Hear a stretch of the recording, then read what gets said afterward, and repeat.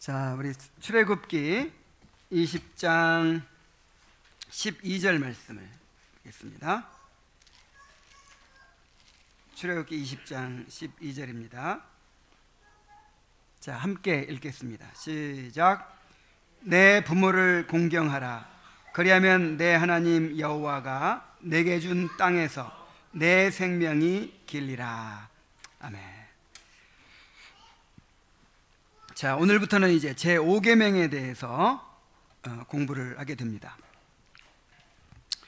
자, 오늘은 123문부터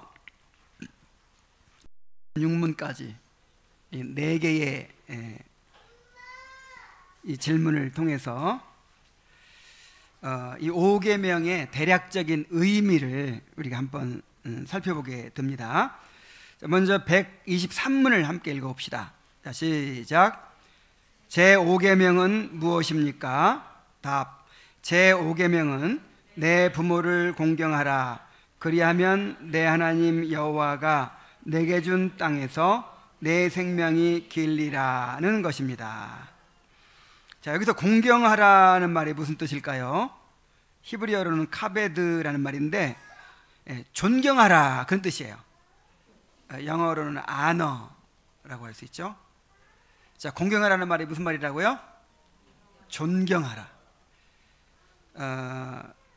그리고 에베소서 6장 1절에 보면은 이제 이 5계명을 또 신약에서 바울이 인용하면서 뭐라고 하느냐면 자녀들아 주 안에서 너희 부모에게 순종하라 이렇게 또 말을 했어요. 그러니까 존경하라는 말은 단지 그냥 마음으로 존경심만 가지고 갖는 것이 전부가 아니죠. 실제로 어떻게 하라는 거예요? 순종하라는 거예요. 그러니까 이것을 종합하면 제5계명이 요구하는 바는 부모를 존경하고 순종하라는 것입니다. 이 5계명에서 말하는 부모가 누군지, 그리고 또 왜 이제 이 부모를 공경해야 하는지, 또 이 5계명을 주신 의도가 무엇인지 이런 것들을 이제 한번 차례로 살펴보도록 하겠습니다. 자, 먼저 이 5계명에 있는 이 부모라는 말이 누구를 가리키는 말인지를 한번 살펴봅시다. 제 124문을 함께 읽습니다. 시작. 제5계명에 있는 부모는 누구를 뜻합니까? 답. 제5계명에 있는 부모는 육신의 부모뿐만 아니라 연령과 은사에 있어서의 모든 윗사람과 특히 하나님의 규례에 의하여 가정과 교회와 국가를 막론하고 우리 위의 권위의 자리에 있는 자들을 뜻합니다. 그랬어요. 이 5계명을 설명하면서 우리나라에서 전통적으로 내려오는 이 효사상과 혼동하는 사람들이 있어요. 그러나 이것을 혼동해서는 안 돼요. 이 5계명에서 말하는 부모는 우리를 낳아주신 부모만이 아닙니다. 하나님께서 하나님이 이 세상을 다스리시죠. 그런데 하나님이 다스리시는데 직접 다스리시는 것이 아니고 권위와 질서를 세우셔서 사람들을 세우셔서 이 세상을 다스리신단 말이에요. 그래서 그 하나님의 다스리심에 굴복하도록 하기 위해서 5계명 주신 거예요. 결국 누구에게 순종하라는 거예요? 하나님께 순종해야 되는데 하나님이 부모를 통해서 그 밖에 모든 권위자를 통해서 우리를 다스리시기 때문에 부모를 존경하고 순종해야 되고 모든 권위자들을 존경하고 순종해야 된다. 이런 차원의 계명이에요. 그래서 5계명에 있는 부모가 누구냐? 뭐 일단 기본적으로 육신의 부모를 가리키죠. 육신의 부모. 잠언 23장 22절 25절을 함께 읽겠습니다. 자, 시작. 너를 낳은 아비에게 청종하고 내 늙은 어미를 경히 여기지 말라. 내 부모를 즐겁게 하며 너를 낳은 어미를 기쁘게 하라. 또 에베소 6장 1절 2절도 함께 읽습니다. 시작. 자녀들아, 주 안에서 너희 부모에게 순종하라. 이것이 옳으니라. 내 아버지와 어머니를 공경하라. 이것은 약속이 있는 첫 계명이니. 그랬어요.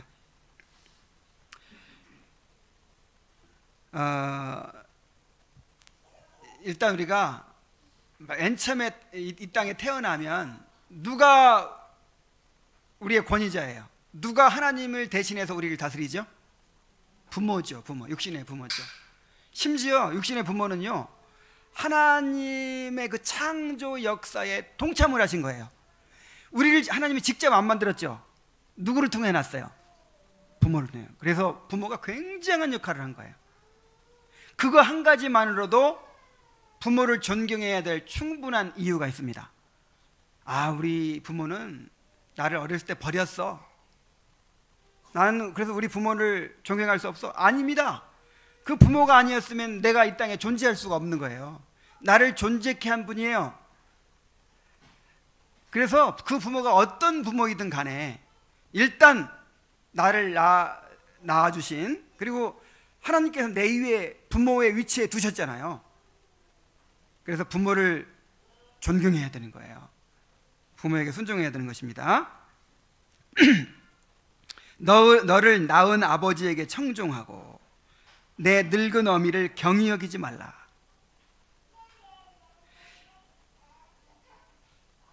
이 사람이 늙으면 점점 이제 쓸모가 없어지잖아요.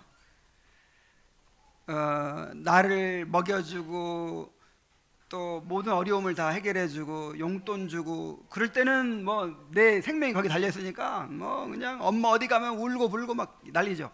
근데 점점 이제 내가 힘이 생기고 엄마는 점점 늙어가고 그럼 어때요?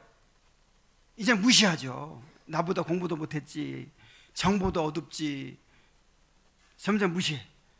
근데 경히 여기지만 경히 여길 가능성이 있다는 얘기죠. 나도 정말 걱정이 돼요. 사람이 이 어린애들도요, 이 처녀총각을 좋아하더라고. 나이가 들어가면요, 애들도 싫어해. 그래서 점점 그렇게 된대요. 점점. 아, 얼마나 서러워요. 그래서 우리는 이제 우리 자신도 모르게 참 얼마나 인간이 악한지 몰라요, 그죠? 뭐 어릴 때는 엄마 어디 가면 치맛자락 붙들고 막 죽을 듯이 막 붙들어 놓고는 이제는 뭐 엄마 없어도 살 수 있다 이거지. 그러면서 경히 여겨. 에이, 노인네가 뭐 나서고 그러냐고, 가만히 있으라고, 이런 식으로 경히 여기지 마세요. 정말 하나님이 그 어머니를 통해서, 아버지를 통해서 우리를 존재케 하셨어요. 우리를 키워주셨어요. 그리고 내 부모를 어떻게 하라? 좀 즐겁게 좀 하세요. 속색이지 말고. 아, 정말 이거 지금 우리 재혁이랑 재화가 들어야 되는데.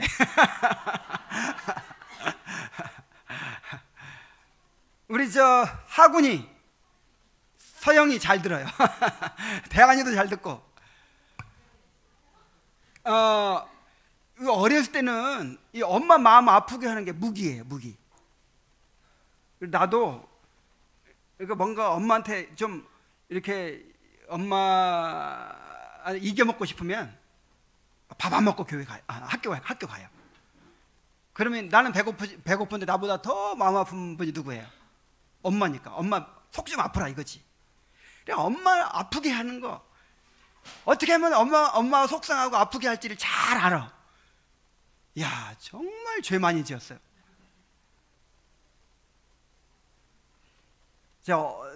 엄마 아빠를 어떻게 하라고?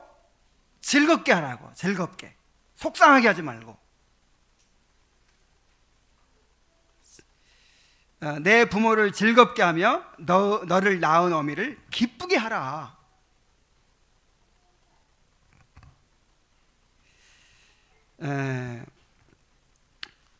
부모에게 순종하시기 바랍니다. 부모를 공경하고 순종해야 돼요. 그러나 여기서 부모는 육신의 부모만이 아니라 모든 관계에서의 윗사람을 가리킨다고 했어요. 일종의 제휴법입니다. 이 제휴법이라는 말은 이제 어떤 특정한 한 가지를 통해서 전체를 대표하는 거죠. 사람이 떡으로만 살 것이 아니요, 이 말은 무슨 말이에요? 그 떡은 육신에 속한 모든 필요를 말하는 거예요. 떡 속에 뭐 옷도 들어있고 자동차도 들어있고 뭐 공부하는 것도 들어있고 취직하는 것도 다 들어있는 거예요. 이 육신 생활의 모든 걸 떡으로 이렇게 비유를 해서 말씀하신 거죠. 마찬가지로 내 부모를 공경하라고 할 때 이 부모라는 말이 제휴법적 표현이에요. 모든 윗사람이 이 안에 다 들어있는 거예요. 자, 모든 권위자들을 부모라고 표현한 것은 육신의 부모가 모든 권위를 대표하기 때문입니다. 자, 모든 권위는 부모로부터 출발을 해요. 우리가 태어나자마자 이제 부모의 다스림을 받기 때문에 부모의 권위가 가장 기본적인 것이고 첫 출발입니다. 그리고 부모로부터 시작해서 이제 살아가다 보면 선생님, 교회 가서 목사님 만나고 또 학교 가서 선생님 만나고 직장에 가서 상사를 만나고 나라에서 지도자를 만나고 점점 이렇게 확대돼 가는 것이죠. 그리고 부모에 대한 순종은 다른 모든 권위에 대한 순종의 모범이 됩니다. 다시 말하면 부모를 존경하고 순종함으로써 하나님이 세우신 모든 권위를 존경하고 순종하게 된다는 것이죠. 그리고 결국은 하나님께 순종하게 되는 것입니다. 그래서 가정에서 부모의 권위를 인정하지 못하고 순종하지 못하는 사람은 이제 밖에 나가서도 그렇게 하나님이 세우신 권위에 또 순종하지 못하게 될 가능성이 많아요. 그러다 보면은 더 나아가서 하나님께 굴복하고 순종하지 못하게 된다 이 말이에요. 여러분, 하나님께서 세우신 권위에 불순종하면서 하나님께 순종할 수 있을까요? 자, 있어요, 없어요? 없어요. 왜냐하면 그것이 하나님의 방법이니까. 하나님께서 부모를 하나님의 대리자로 두신 거예요. 부모를. 우리가 성장할 동안은 하나님의 대리자예요, 부모가. 교회에서는 목사를 주님께서 가르치시고 치리하시기 위한 대리자로 세우신 거예요. 대행하시는, 목사를 통해서 말씀하시고 목사를 통해서 치리하시는 거예요. 장로를 통해서. 그래서 하나님이 세우신 질서를 거부하면서 내가 하나님께 굴복한다, 하나님께 순종한다, 이거는 있을 수가 없어요.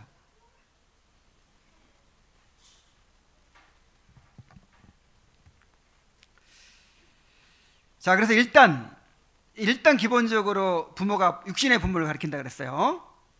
더 나아가서 연령과 은사에 있어서 모든 윗사람이라 그랬어요. 연령과 은사에 있어서 모든 윗사람. 일단 연령에 있어서 윗사람을 가리킵니다. 디모데전서 5장 1절 2절 함께 읽겠습니다. 시작. 늙은이를 꾸짖지 말고 권하되 아버지에게 하듯 하고 젊은이에게는 형제에게 하듯 하고 늙은 여자에게는 어머니에게 하듯 하며 젊은 여자에게는 온전히 깨끗함으로 자매에게 하듯 하라 그랬습니다. 그러니까 이 공동체 안에서 나이 드신 분들, 나이 드신 어르신들, 이런 분들을 부모로 여겨야 돼요. 부모에게 대하듯 해야 된다는 거예요. 물론 어떤 특정한 직분이 있는 것도 아니고 또 뭐 어떤 권위가 주어진 것도 아니더라도 교회에서 어른들을 대할 때 마치 부모에게 대하듯 그렇게 대해야 됩니다. 다 우리보다 앞서간 분들이잖아요. 이 세상을 더 앞서가고 또 경험한 분들이잖아요. 그래서 이제 어른들이 뭐라고 이렇게 권면도 하고 또 훈계도 하고 이렇게 할 때 잘 들어야 돼요. 요즘 젊은 사람들 안 들으려고 하죠? 뒤떨어졌잖아요. 인터넷도 모르고 휴대폰 쓸 줄도 모르고. 뭐 젊은 사람들이, 우리는 젊은 사람들이 더 잘 알아. 뭘 하든지. 요즘 우리 가끔 그런 걱정을 한다니까. 우리 성원이 씨 가버리고 다은이까지 가버리면 우리 이제 어떻게 하지? 뭐 인터넷에 뭐 찾을 때 뭐 온라인으로 뭐 구매하고 뭐 예약하고 막 그럴 때 다 해주거든요. 그리고 기가 막히게 찾아내 가지고 막 해주는데 우리 어떡하지? 자, 이러니까 이제 부모를 이렇게 나이 든 사람들을 무시하는 거죠. 정보에 어둡고 뒤떨어지고. 그리고 사회적으로 점점 젊은 사람을 우대합니다. 옛날에는 나이 들면 이딸 권위가 있었어요. 나이가 들면 권위가 있고 머리를 저절로 숙이고. 근데 이제 사회가 점점 이제 능력 위주의 사회가 되고 막 하다 보니까 이제는 젊은 사람들을 우대해요. 젊은 사람들이 대접받는 시대예요. 그래가지고 나이 든 사람 이야기를 이제 귀담아 들으려고 하지 않고 막 그래요. 근데 성경에는 분명히 그랬어요. 늙은이를 어떻게 대하라고요? 늙은이를 꾸짖지 말. 늙은이가 좀 잘못하는 한이 있어도 함부로 꾸짖지 말라는 거예요. 조심스럽게 권하라는 거예요. 우리가 존경해야 되니까. 그리고 누구한테 대하듯 하라? 부모를 대하듯 하라.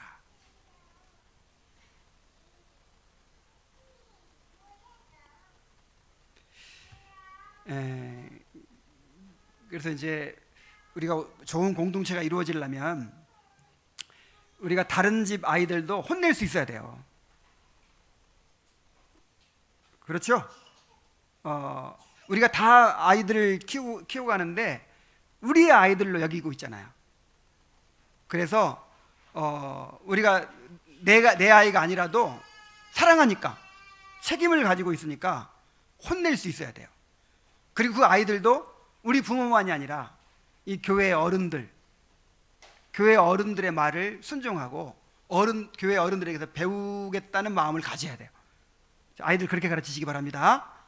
마찬가지로 우리들도 교회에서 나이 드신 어른들에 대해서 존경하고 그분들이 뭔가 권면하든지 또 이야기할 때 겸손히 들어야 돼요. 물론 때때로 안 맞는 얘기를 할 수도 있겠죠. 나이는 많이 들었지만 신앙적으로 얼마 되지 않은 분들도 있을 수 있을 거예요. 그래서 어떤 권면이 좀 안 맞을 수 있어요. 그렇다고 해서 무시하고 막 대들고 정말 이래서는 안 돼요. 이건 세상 사람들이 하는 일이에요. 정말 교회 안에서 나이 드신 어른들을 존경하고 순종하시기 바랍니다. 센 머리 앞에 일어서라 그랬어요. 나이 드신 분들은 무조건 존경하세요. 무조건.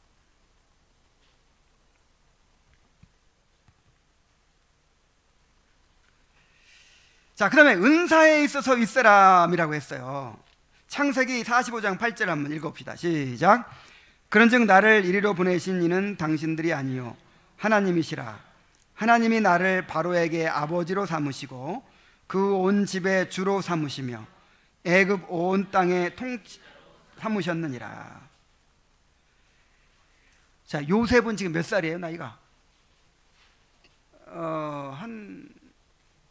이때쯤 뭐 아무리 많아도 30 미만이에요. 새파랗게 젊은 사람이에요. 그런데 바로 왕이 요셉을 바로 왕의 아비로 삼으셨다는 거예요. 아버지로.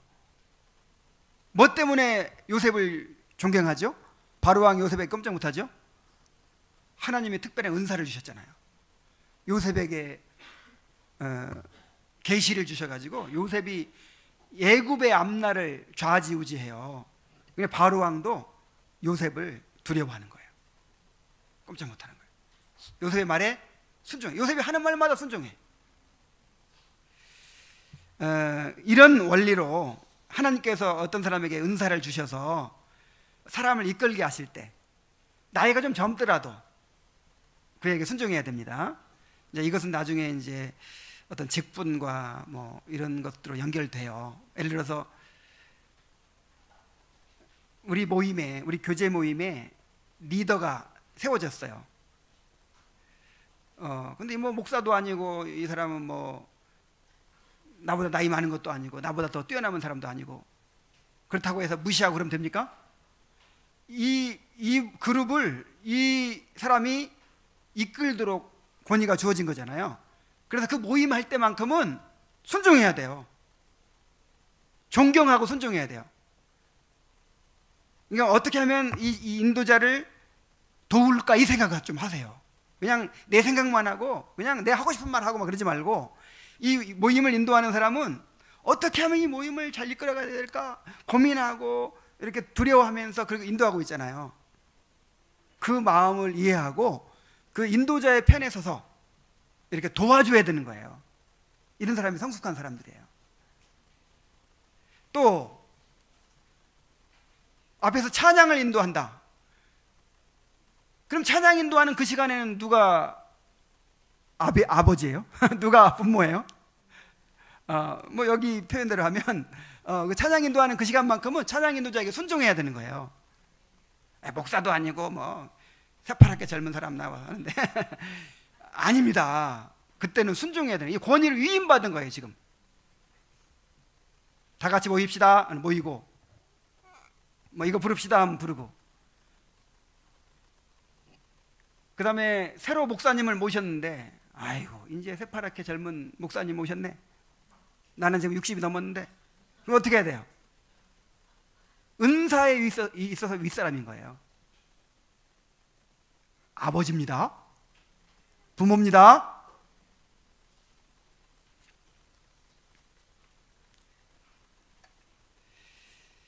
자, 이것이 일반적인 원리고, 특히 하나님의 규례에 의하여 가정과 교회와 국가를 막론하고 우리 위의 권위의 자리에 있는 자들을 부모라고 한 것입니다. 자, 하나님의 규례라는 말이 무슨 말이에요?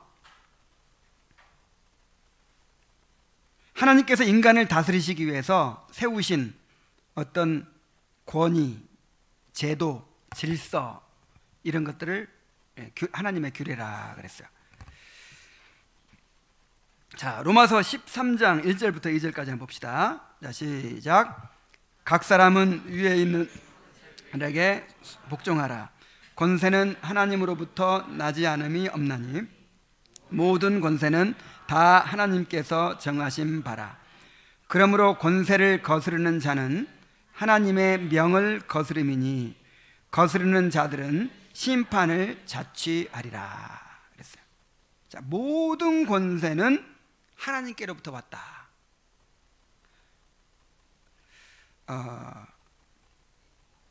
하나님은 하나님이 세우신 질서를 보존하기 위해서 이 계명을 주신 것입니다.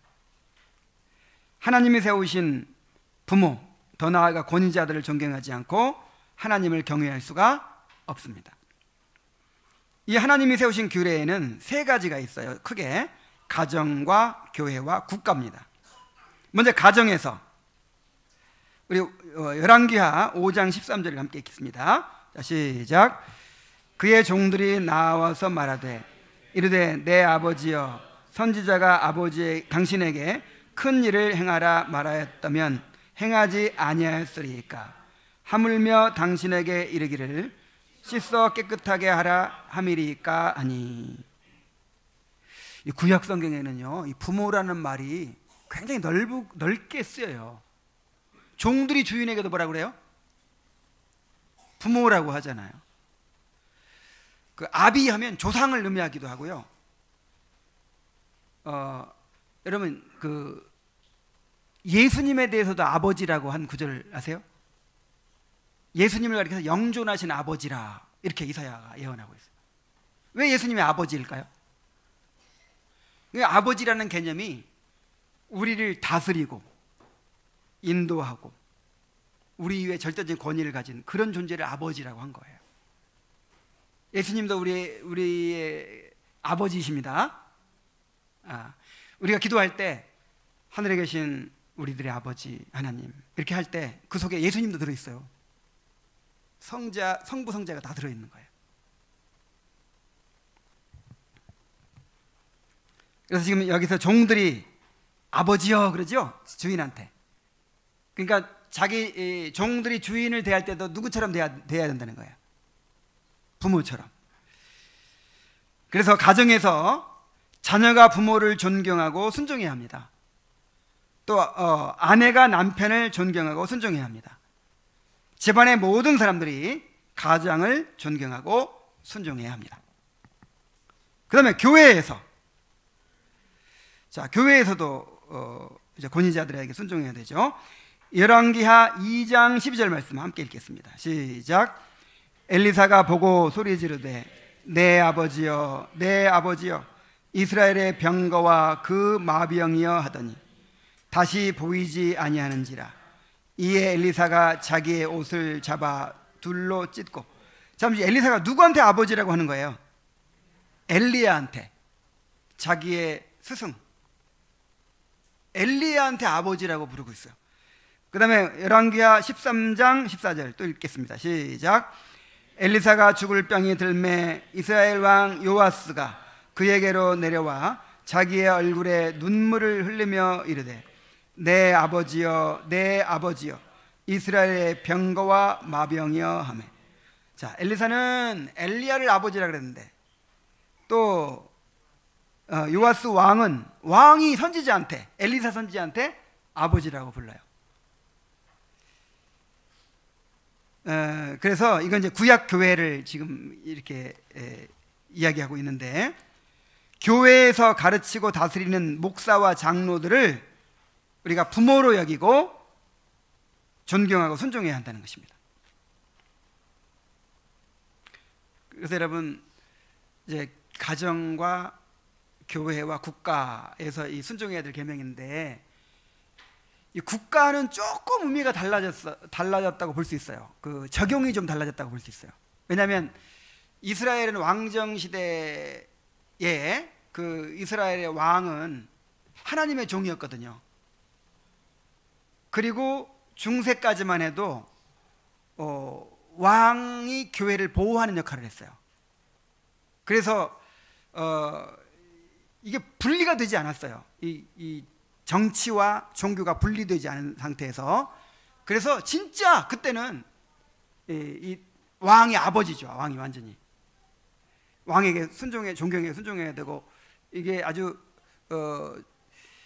이제 그대로 적용이 됐다면, 지금은 그 왕을 누가 뽑아요? 국민들이 뽑아. 민주주의 시대야. 그래서 지금은 제일 권위가 법과 또 이 국민에게 있어요. 그래도 이제 우리가 위임을 받았으니까, 국민들의 법의 위임을 받았으니까, 법의 위임을 받아서 나라의 그 질서를 유지하니까 그래도 우리가 그 법과 제도에 순종해야 되죠. 그런데 특히 이 계명을 무엇보다 우선적으로 지켜야 할 곳은 어디냐? 교회와 가정이에요. 디모데전서 5장 17절 말씀 한번 봅시다. 자, 시작. 잘 다스리는 장로들은 없어요? 한번 찾아보세요. 디모데전서 5장 17절이에요.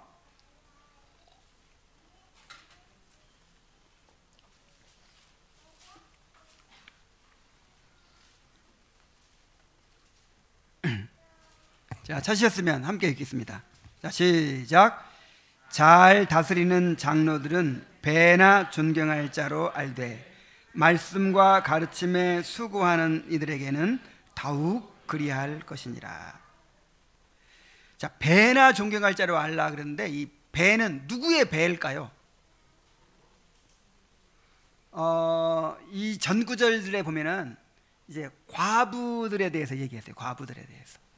교회 안에서 나이가 들고, 또 이제 옛날에는 그 나이 든 여자분들, 그리고 과부들, 이분들을 아예 그냥 교회에서 먹여 살리면서 교회 일을 하게 만들었던 것 같아요.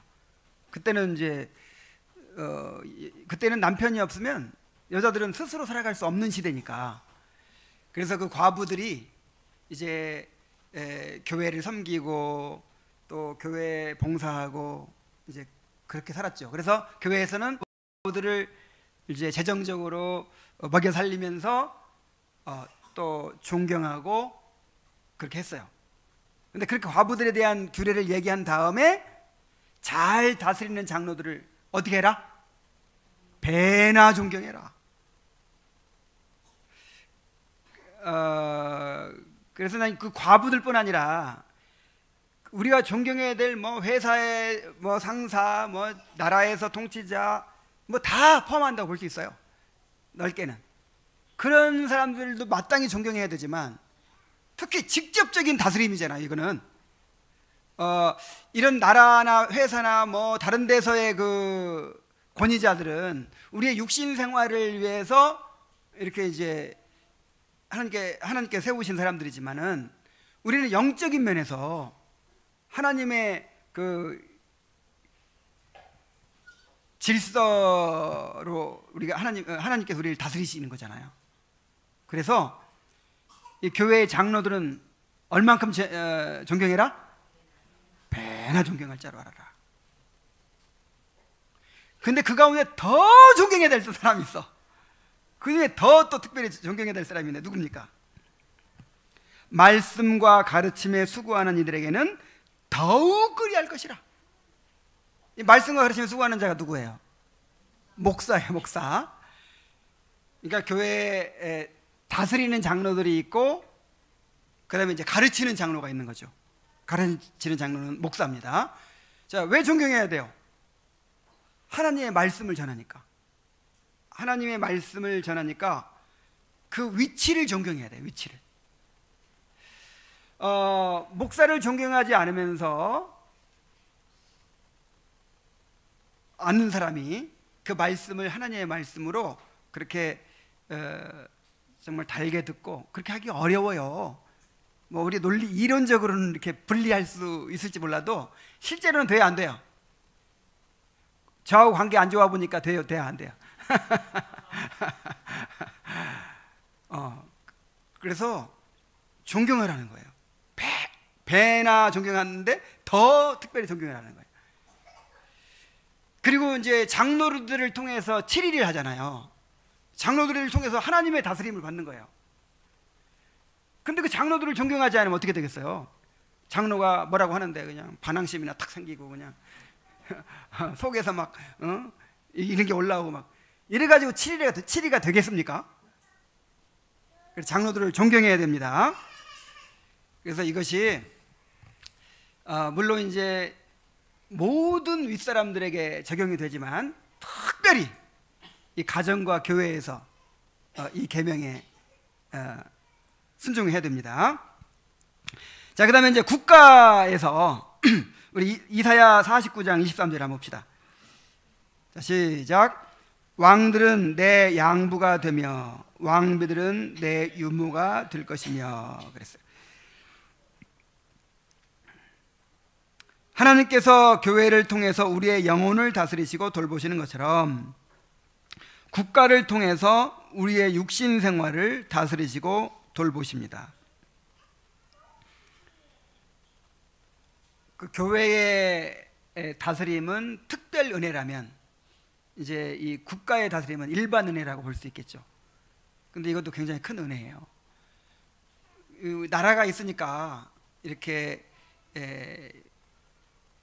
나라의 공권력이 질서를 유지하고 그 다음에 경제를 일으켜서 우리가 먹고 살게 만들고 우리 아이들 학교 보내게 만들고, 이게 지금 엄청난 은혜입니다. 하나님은 이렇게 국가를 통해서 우리에게 은혜를 베풀고 계신 거예요. 그래서 국가의 지도자들을 존경하고 국가의 법과 제도에 순종해야 합니다. 그런데 이제 아까 조금 달라졌다고 했죠. 지금은 국가의 그 권위가 누구로부터 나와요? 국민들로부터 나오기 때문에, 예를 들어서 요즘 이걸 잘못 적용하는 사람들이 있어요. 왕에게 순종하라고 했으니까, 모든 권세가 왕에게 나온다고 했으니까 뭐 대통령이 무슨 잘못을 저지르든지 하나님께 맡겨야 된대요. 그리고 우리는 그냥 존경만 하고 순종만 하면 된대요. 이건 이제 안 맞아요, 이 말은. 왜요? 누가 뽑았으니까? 내가 뽑았잖아요. 내가. 하나님이 나한테 책임을 주신 거예요.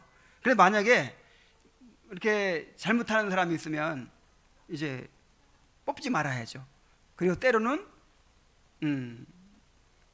올바른 방법으로 저항하기도 해야 되죠.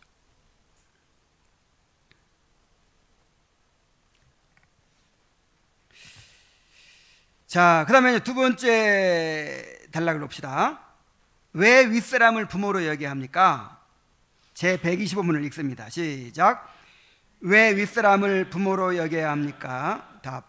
윗사람을 부모로 여겨야 하는 것은 그들이 육신의 부모와 같이 아랫사람에게 모든 의무를 가르쳐 저희의 여러 가지 관계에 따라 아랫사람을 사랑과 부드러움으로 대하게 하고 아랫사람으로 하여금 마치 그들 자신의 부모에게 하듯 윗사람에 대한 의무를 더욱 큰 의욕과 즐거움으로 행하도록 하기 때문입니다.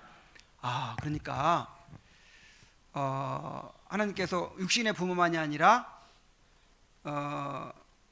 이 교회 장로들을 부모로 여기고 나이도 윗사람을 부모로 여기고 또 국가의 통치를 부모로 여기고 뭐 회사의 상사들 부모로 여기고 이렇게 하라는 이유가 뭐냐면 그 관계가 어떤 법적인 관계, 그냥 마지못해서 굴복하는 의무적인 관계, 그런 관계가 되는 것이 아니라 윗사람 입장에서는 자식처럼 사랑으로 부드럽게 온유하게 대하고, 또 아랫사람 입장에서 윗사람을 자기 부모에게 하듯 자발성을 가지고 의욕과 기쁨을 가지고 대하고, 이런 관계를 만들기 위해서 부모라고 했다는 거예요. 자, 하나님께서 왜 이 부모라는 표현을 썼는지 아시겠죠? 자, 그래서 그들이 육신의 부모와 같이 아랫사람에게 모든 의무를 가르쳐 저희의 여러 가지 관계에 따라 아랫사람을 사랑과 부드러움으로 대하게 하기 위해서였다 그랬어요. 자, 그러고 보니까 이 5계명이요, 아랫사람에게만 명령하는 아랫사람만 순종해야 될 계명이 아닌 거예요. 윗사람에게도 주어진 계명이에요. 제5계명은 아랫사람이 윗사람에게 대하여 지켜야 할 뿐만 아니라 윗사람이 아랫사람에게도 지켜야 될 계명이라는 거예요.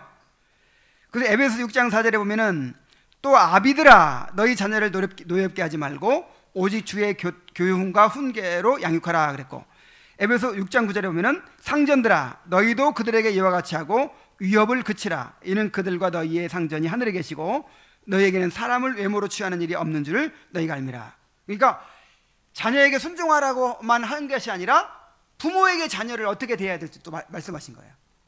그러니까 우리가 어떻게 이해를 해야 되냐면 이 5계명이 왜 주신 거라고요? 하나님의 다스림이 잘 이루어지도록, 그 하나님이 세우신 질서가 잘 보존되도록 주신 계명이죠. 그렇게 하려면 아랫사람만 잘해가지고 되는 게 아니라 이 말이죠.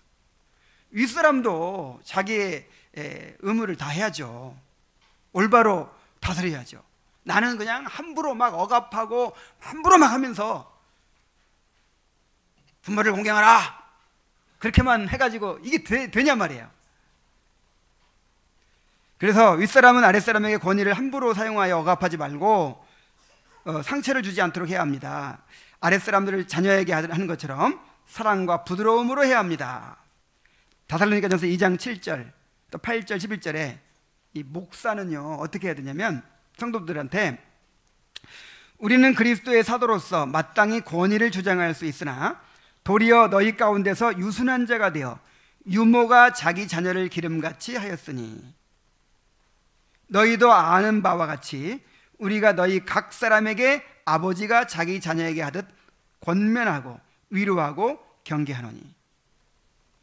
자, 유모가 자기 자녀에게, 여기서 유모라는 말 쓰니까 내 아이 아닌데 젖 먹여주는 엄마, 이 뜻이 아니에요. 자기 자녀라고 했잖아요. 그러니까 젖 먹이는 자기 자녀. 자녀가 좀 크면 사춘기 애들 정도 키우면 막 엄마가 독해지죠 막. 근데 지금 어떤 엄마? 젖 먹이는 엄마 정도 되면 어때요? 모든 걸 받아주고 부드럽게 사랑해주고, 그죠? 젖 먹이는 엄마가 아기들을 이렇게 사랑으로 대하듯 그렇게 대하라는 거예요. 아버지가 자기 자녀를 대하듯 그렇게 대하라는 거예요. 그러니까 뭐 권위자로 세워줬다고 해서 막 함부로 억압하고 그냥 나를 따라 막 이렇게 해서는 안 된다는 것이죠. 민수기 11장 11절 12절에 보면은 모세가 여호와께 여짜오되 어찌하여 주께서 종을 괴롭게 하시나이까? 어찌하여 내게 주의 목전에서 은혜를 입게 아니하시고 이 모든 백성을 내게 맡기사 내가 그 짐을 지게 하시나이까? 이 모든 백성을 내가 배었나이까? 내가 그들을 낳았나이까?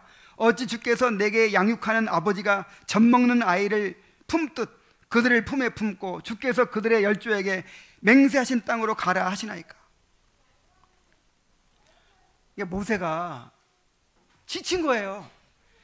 그냥 이방 왕이 권세를 부리듯 하면 쉬워요. 말 안 들어? 계명 어겼어? 이리 와. 당장 단칼에 목을 쳐라. 막 이런 식으로 하면 쉬워요. 근데 누구가 누구한테 하듯 해야 돼요? 아버지가 젖 먹는 아이를 품듯 그렇게 품고 가게 하시는 거예요. 그래 힘들어요, 안 힘들어요? 진짜 힘들어요. 그냥 성질 같으면 그냥 아이고 정말 이 선생 똥은 개도 안 먹는다 이 말 있죠.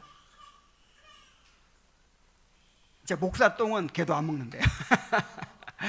왜냐하면 이게 무슨 강제성이 있는 어떤 그런 근거가 없잖아요, 그죠? 요즘 더군다나 뭐 우리 교회 같으면 상황이 좀 다르지만 마음 수틀리면 딴 교회 가면 되지. 그러니까 어떻게든 뭐 그냥 그 자리에서 막 속에서 이런 게 올라와도 예 아멘입니다 할렐루야 그냥 참아야 돼요.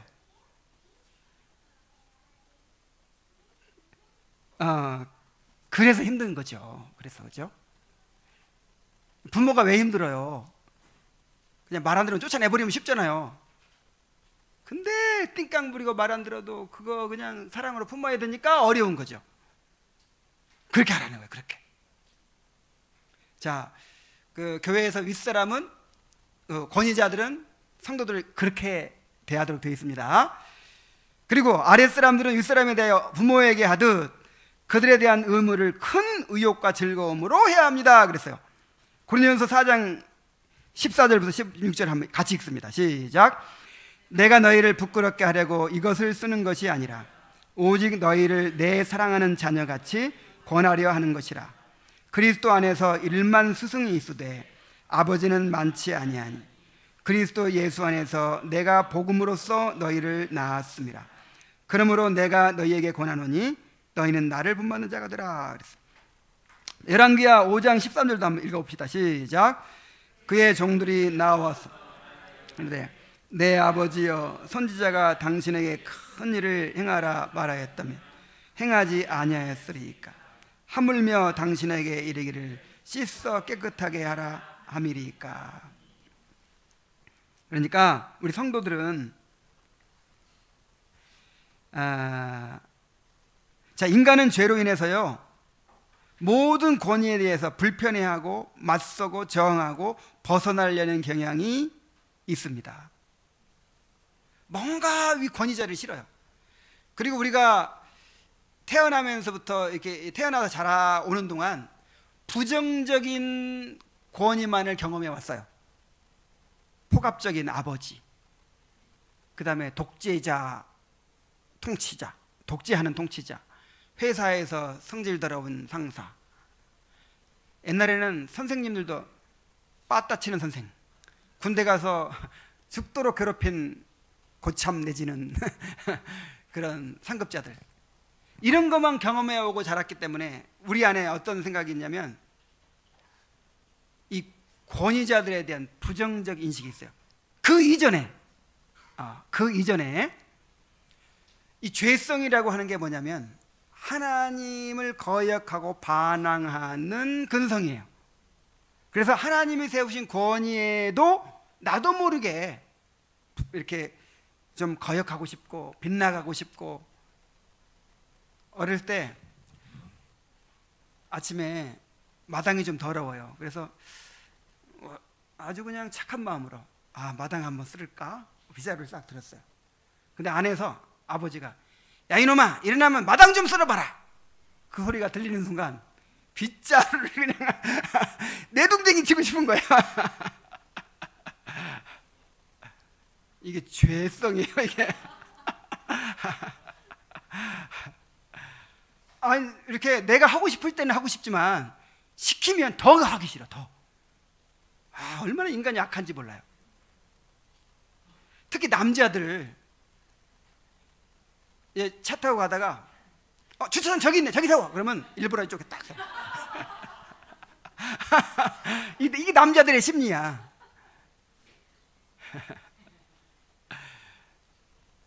애들 이제 키워보세요. 사춘기쯤 돼보세요. 어쩌면 그렇게 어긋나고.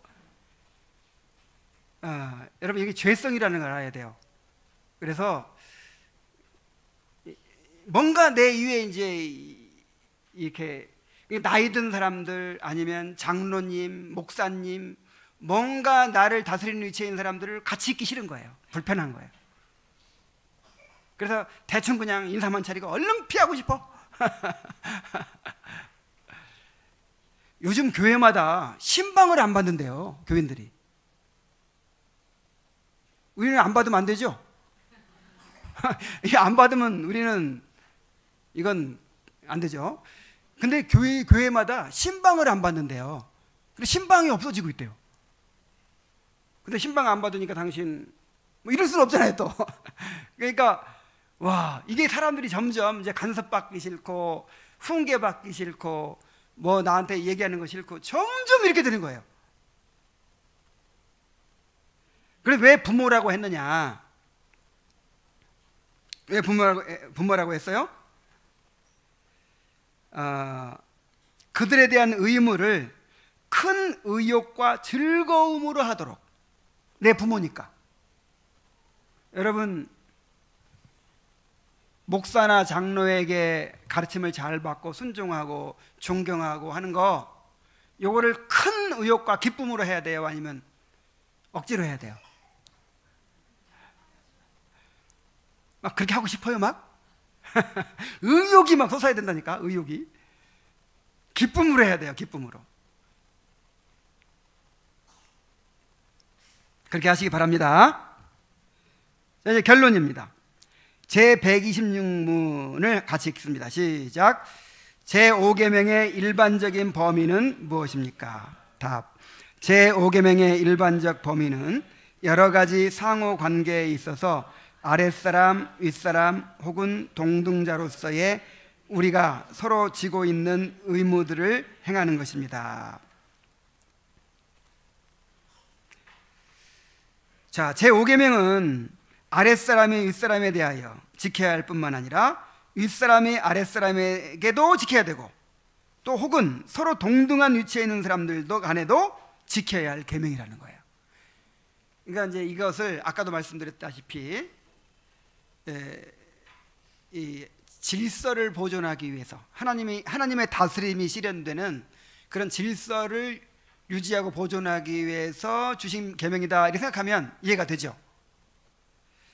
에베소 5장 21절 그리스도를 경외함으로 어떻게 하라?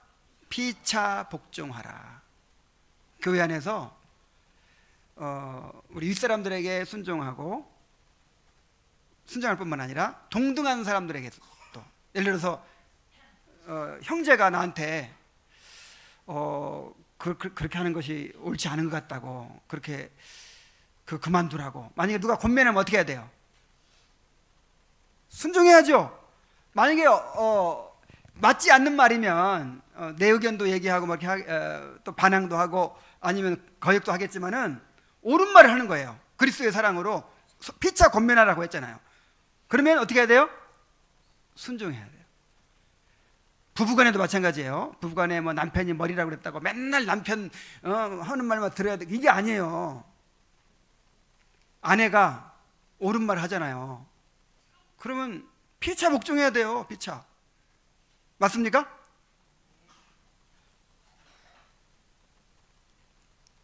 베드로전서 2장 17절 같이 읽어봅시다. 시작.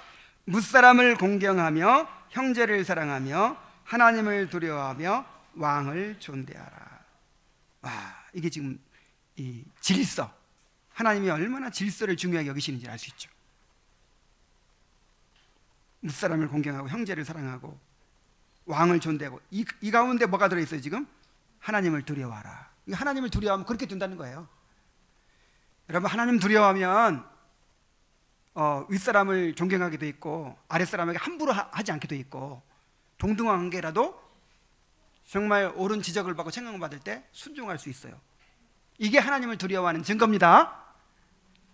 로마서 12장 10절, 형제를 사랑하고 서로 우애하고 존경하기를 서로 먼저 하며 그랬어요. 동등한 관계에서도 서로 존경해야 돼요. 5계명은 하나님의 인간을 다스리시기 위해 부여하신 권위와 질서를 지키라는 것입니다. 이것은 아랫사람이 윗사람에게, 윗사람이 아랫사람에게, 그리고 서로 동등한 관계에서도 도리를 행함으로 이루어지게 되는 것입니다. 5계명의 의미를 잘 이해하고 순종하는 성도들이 되기를 바랍니다. 기도하겠습니다. 하나님 아버지, 5계명, 내 부모를 공경하라는 이 명령이 어떤 의미를 가지고 있는지 이 대요리 문답을 통해서 자세히 가르쳐 주심을 감사드립니다.